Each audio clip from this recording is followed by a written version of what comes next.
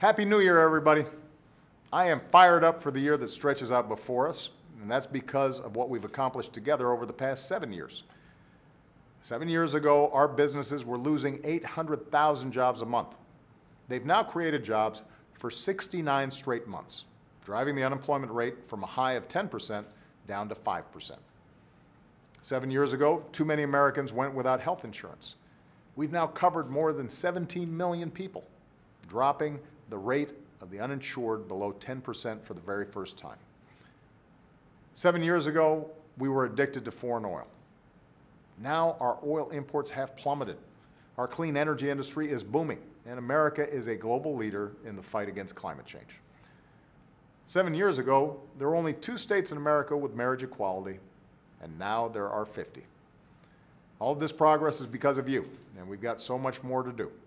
So my New Year's resolution is to move forward on our unfinished business as much as I can. And I'll be more frequently asking for your help. That's what this American project is all about.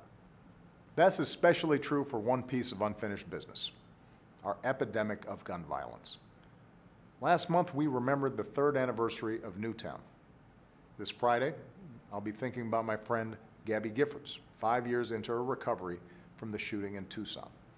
And all across America, survivors of gun violence and those who lost a child or a parent or a spouse to gun violence are forced to mark such awful anniversaries every single day. And yet, Congress still hasn't done anything to prevent what happened to them from happening to other families. 3 years ago, a bipartisan common sense bill would have required background checks for virtually everyone who buys a gun. Keep in mind, this is a policy that is supported by some 90% of the American people. It was supported by a majority of NRA households. But the gun lobby mobilized against it, and the Senate blocked it. Since then, tens of thousands of our fellow Americans have been mowed down by gun violence. Tens of thousands. Each time we're told that common sense reforms like background checks might not have stopped the last massacre or the one before that, so we shouldn't do anything. We know we can't stop every act of violence, but what if we tried to stop even one? What if Congress did something, anything, to protect our kids from gun violence? A few months ago, I directed my team at the White House to look into any new actions I can take to help reduce gun violence.